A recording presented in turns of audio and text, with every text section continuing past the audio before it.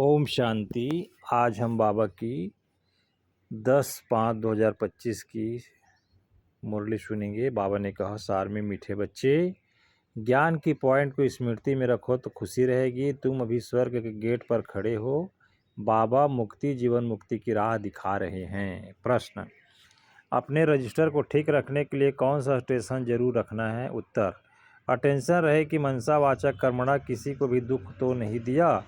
अपना स्वभाव बड़ा फर्स्ट क्लास मीठा हो। माया नाक कान पकड़कर ऐसा कोई कर्तव्य न करा दे जिससे किसी को दुख मिले। अगर दुख देंगे तो बहुत पश्चाताप करना पड़ेगा, इसलिए खराब हो जाए करना पड़ेगा, रजिस्टर खराब हो जाएगा। गीत: नयनहीन को राह दिखाओ प्रभु। ओम शांति।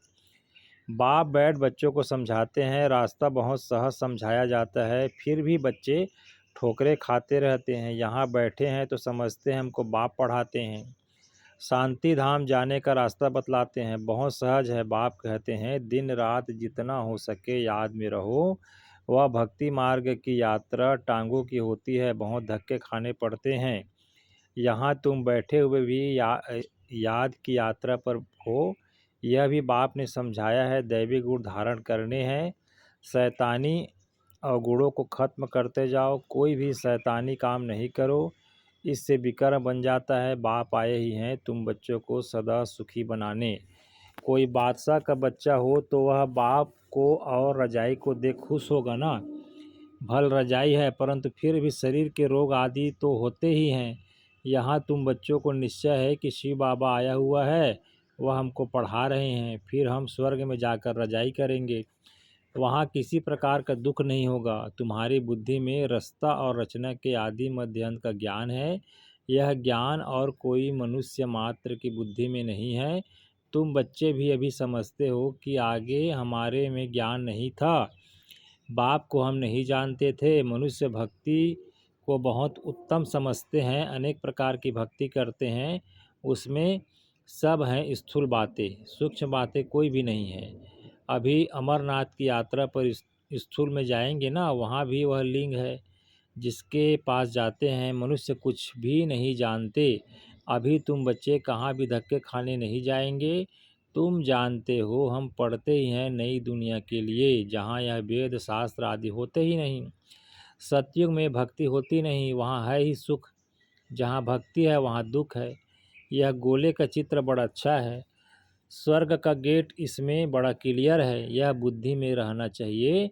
अभी हम स्वर्ग के गेट पर बैठे हैं, बहुत खुशी होनी चाहिए। ज्ञान की पॉइंट्स को याद करते हुए बच्चे बहुत खुशी में रह सकते हैं। जानते हो अभी हम स्वर्ग के गेट में जा रहे हैं, वहाँ बहुत थोड़े मनुष्य होते हैं। यहाँ कितने ढेर मनुष्य हैं, कितने धक्के खाते रहते हैं। दान पुण्य करना, साधुओं के पिछाड़ी भटकना कितना है, फिर भी पुकारते रहते हैं, हे प्रभु नयनहीन को राह दिखाओ। राह हमेशा मुक्ति, जीवन मुक्ति की चाहते हैं। यह पुरानी दुख की दुनिया है, सो तुम जानते हो। मनुष्यों को पता ही नहीं है, कलयुग की आयु हजारों वर्ष कह देते हैं तो बेचारे अंधेरे में हैं। तुम्हारे में भी नंबरवार हैं जो जानते हैं बरोबर। हमारा बाबा हमको राजयोग सिखला रहे हैं, जैसे बैरिस्टरी योग, इंजीनियरिंग योग होता है ना, पढ़ने वाले को टीचर ही याद रहती है। बैरिस्टरी के ज्ञान से मनुष्य बैरिस्टर बन जाएंगे। यह है राजयोग, हमारी बुद्धि का योग परमपिता परमात्मा के साथ है। इसमें तो खुशी का एकदम पारा चढ़ जाना चाहिए। बहुत मीठा बनना है, स्वभाव बड़ा फर्स्ट क्लास होना चाहिए। कोई को भी दुख न मिले, चाहते भी हैं किसको दुख न देवें, परंतु फिर भी माया नाक कान से पकड़ भूल करा देती है। फिर अंदर पछताते हैं, हमने नाहक उनको दुख दिया, परंतु रजिस्टर में तो खराबी आ गई ना। ऐसी कोशिश करनी चाहिए किसको भी मनसा वाचक कर्मणा दुख न देवे। बाप आते ही हैं हमको ऐसा देवता बनाने, यह कभी किसको दुख देते हैं क्या? लौकिक टीचर पढ़ाते हैं, दुख तो नहीं देते हैं ना। हाँ, बच्चे नहीं पढ़ते तो कोई सज़ा आदि देते हैं। आजकल मारने का भी कायदा निकाल दिया है। तुम रूहानी टीचर हो, तुम्हारा काम है पढ़ाना और साथ साथ मैनर्स सिखलाना। फिर पढ़ेंगे लिखेंगे तो उच्च पद पाएंगे, नहीं पढ़ेंगे तो फेल खुद होंगे। यह बाप भी रोज आकर पढ़ाते हैं, मैनर सिखलाते हैं। सिखलाने के लिए प्रदर्शनी आदि का प्रबंध रचते हैं। सब प्रदर्शनी और प्रोडक्ट मांगते हैं। प्रोडक्ट्स भी हजारों लेंगे। हर एक बात बाप बहुत ही सहज कर बतलाते हैं। अमरनाथ की भी सर्विस सहज है, चित्रों पर तुम समझा सकते हो। ज्ञान और भक्ति क्या है, ज्ञान इस तरफ, भक्ति उस तरफ। उनसे स्वर्ग उनसे नर्क बिल्कुल क्लियर है। तुम बच्चे अभी जो पढ़ते हो यह बहुत सहज है, अच्छा पढ़ा भी लेते हो, परंतु याद की यात्रा कहाँ। यह सारी बुद्धि की बात है। हमको बाप को याद करना है, इसमें ही माया फतकाती है, एकदम योग तोड़ देती है। बाप कहते हैं तुम सब योग में बहुत कमज़ोर हो, अच्छे अच्छे महारथी भी बहुत कमज़ोर हैं, समझते हैं इसमें यह ज्ञान बड़ा अच्छा है इसलिए महारथी हैं। बाबा कहते घोड़े सवार प्यादे महारथी यह जो याद में रहते हैं, उठते बैठते याद में रहें तो विकर विनाश होंगे, पावन होंगे, नहीं तो सजा भी खानी पड़ेगी और पद भी भ्रष्ट हो जाएगा। इसलिए अपना चार्ट रखो तो तुमको मालूम पड़े। बाबा खुद पढ़ाते हैं, मैं भी पुरुषार्थ करता हूँ, घड़ी घड़ी बुद्धि और तरफ चली जाती है। बाबा के ऊपर तो बहुत फिक्रात रहती है ना, तुम तीखे जा सकते हो, फिर साथ में अपनी चलन भी सुधारनी है। पवित्र बनकर और फिर विकार में गिरा तो की कमाई चट हो जाएगी। कोई पर क्रोध किया, लून पानी हुआ तो गोया असुर बन जाते हैं। अनेक प्रकार की माया आती है, संपूर्ण तो कोई बना नहीं है। बाबा पुरुषार्थ कराते रहते हैं। कुमारियों के लिए तो बहुत सहज है, इसमें अपनी मजबूती चाहिए, अंदर की सच्चाई चाहिए। अगर अंदर कोई के साथ दिल लगी हुई होगी तो फिर चल न सके। कुमारियों माताओं को तो भारत को स्वर्ग बनाने की सर्विस में लग जाना चाहिए, इसमें है मेहनत। मेहनत बिगर कुछ भी मिलता नहीं। तुमको 21 जन्मों के लिए रजाई मिलती है तो कितनी मेहनत करनी चाहिए। वो पढ़ाई भी बाबा इसलिए पढ़ने देते हैं, कहते हैं जब तक इसमें पक्के हो जाएं, ऐसा न हो फिर दोनों जहां से चला जाए। कोई के नाम रूप में लटक मरते तो खत्म हो जाते हैं।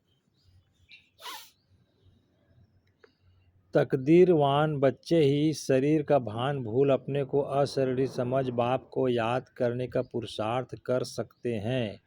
बाप रोज रोज समझाते हैं बच्चे तुम शरीर का भान छोड़ दो, हम अशरीरी आत्मा अब घर जाते हैं। यह शरीर यहाँ छोड़ना है, वो तब छोड़ेंगे जब निरंतर बाप की याद में रह कर्मातीत हो जाए। इसमें बुद्धि की बात है, परंतु किसकी तकदीर में नहीं है तो तदबीर क्या करे। बुद्धि में यह रहना चाहिए कि हम अशरीरी आए थे, फिर सुख के कर्म संबंध में बंधे, फिर रावण राज्य में विकारी बंधन में फंसे। अब फिर बाप कहते हैं अशरीरी होकर जाना है। अपने को आत्मा समझ, मुझे याद करो। आत्मा ही पतित बनी है। आत्मा कहती है हे पतित पावन आओ।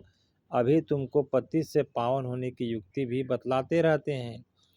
आत्मा है ही अविनाशी। तुम आत्मा यहाँ शरीर में आई हो पाठ बजाने, यह भी अब बाप ने समझाया है। जिनको कल्प पहले समझाया है वही आते रहेंगे। अब बाप कहते हैं कलयुगी संबंध भूल जाओ, अब तो वापस जाना है, यह दुनिया ही खत्म होनी है, इसमें कोई सार नहीं है। तो तब तो धक्के खाते रहते हैं।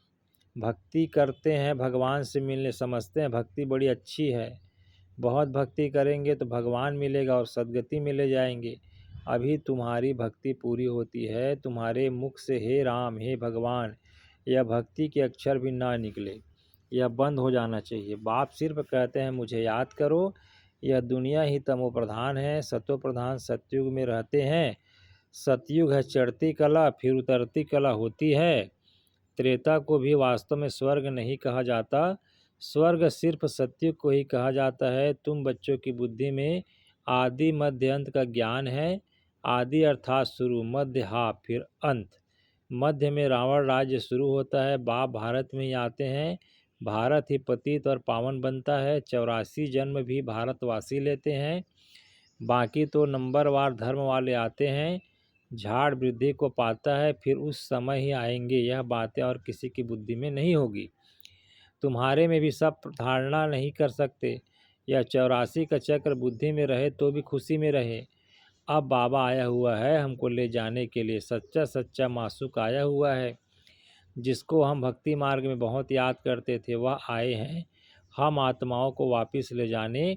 मनुष्य मात्र यह नहीं जानते कि शांति भी किसको कहा जाता है। आत्मा तो है ही शांत स्वरूप।